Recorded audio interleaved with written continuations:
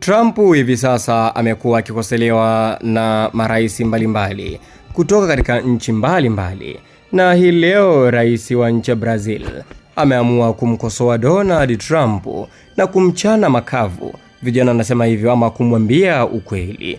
Rais wa Brazili Luiz Inacio Lula da Silva ameikosoa sera ya mambo ya nje ya Marekani chini ya Rais Donald Trump, akisema kuwa ni uchokozi na inaweza kuongeza hatari ya kutokea kwa migogoro au mwendelezo wa vita duniani.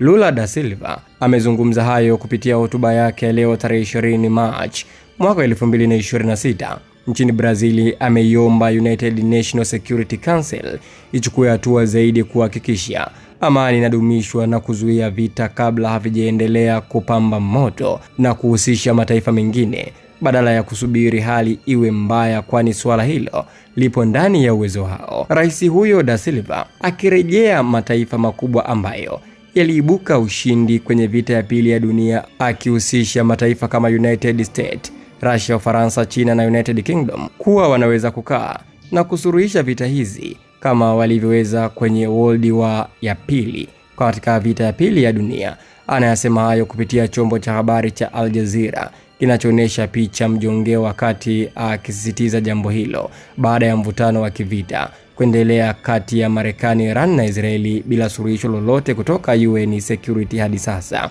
Mwisho kunukuu. Kwa maana yake mpaka hapo utagundua kwamba rais huyo wa Brazil amesema kwamba UN washughulikie jambo hili haraka iwezekanavyo, vita visitishwe, lakini pia anayelaumu Marekani na kumlaumu Donald Trump kuwa ndio chanzo cha migogoro yote hii. Na pia rais huyu amesema kwamba nchi hizi ambazo ni China, lakini pia United Kingdom, Russia na Marekani wakae chini wazungumze haya mambo yanazungumzika tu yaishie, ili nchi zingine zisije zikajiunga katika vita hivi ambavyo vikawa ni vita vikubwa zaidi. Rais huyu anamaanisha kwamba pengine kuna nchi zingine zitajitokeza kumuunga mkono Irani na nyingine zitajitokeza kumuunga mkono Marekani. Tatizo linakuwa kubwa zaidi, badala tatizo hili lisuluhishwe linazidi kupanuka. Mwisho siku itatokea vita ya tatu ya dunia, balaa likawa kubwa zaidi. Hicho ndicho ambacho tunakimaanisha rais huyu wa nchi ya Brazili. Je, ameongea sawa rais huyu? Andika maoni yako hapo katika sehemu ya comment.